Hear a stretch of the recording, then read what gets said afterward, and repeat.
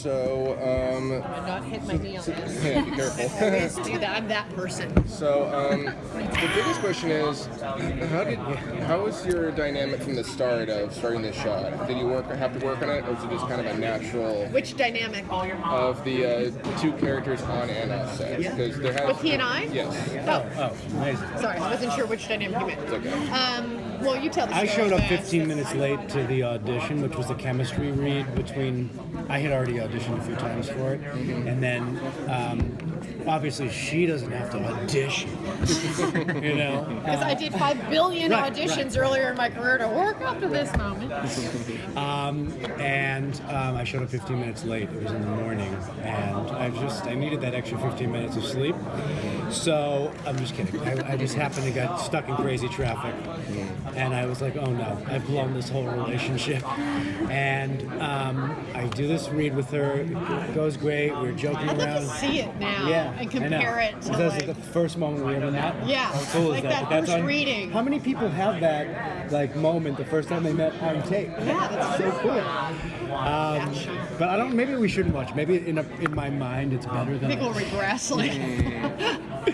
So the next thing I know, I think I found out that night that I got the part, and the next day we had a table read for the show.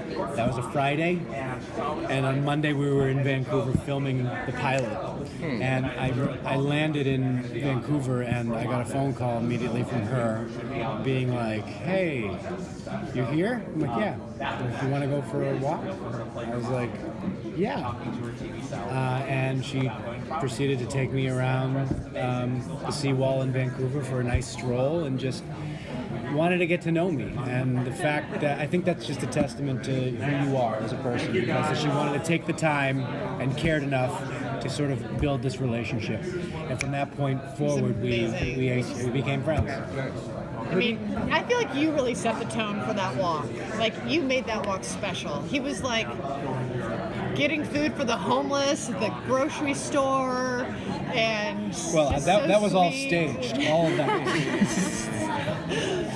It was just like, I saw what a mensch he is, and I just totally fell in love with his humanity and was so appreciative of how funny he was. He's so truly, sincerely funny, which for me, finding a leading man that you can be, as a woman, to find a leading man that you can be romantic with who's truly funny is really hard to find, and I was just so grateful that they cast such a great guy. Thanks. Who do you think has the more challenging job with Mary? Jenna to act with someone who's not really there, or Steven to pretend there's not Just someone kidding. That's a challenge too. No. Jenna does.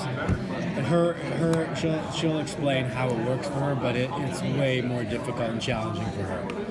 She's got to juggle all these different, focal points and whatnot. I just have to pretend that I don't see it, and I just have to keep my eye on the prize. I don't think anything like this has ever been done on network TV, and so it was also a learning curve in that sense, of trying to figure out how to do the animation and whatnot on set. Yeah, we rehearsed with a puppet and a puppeteer. And so, as with any rehearsal, you're figuring out where you go in the scene. Okay, you're going to sit there. You know what, on this point, stand up, move over here, whatever. So you do the exact same rehearsal process with the puppet.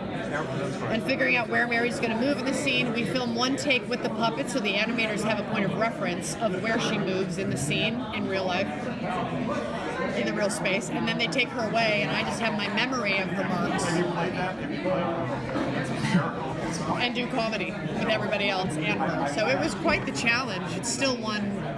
I think I did okay the first season, but I realized there's just even so much more I can do. It was a great challenge. You did great.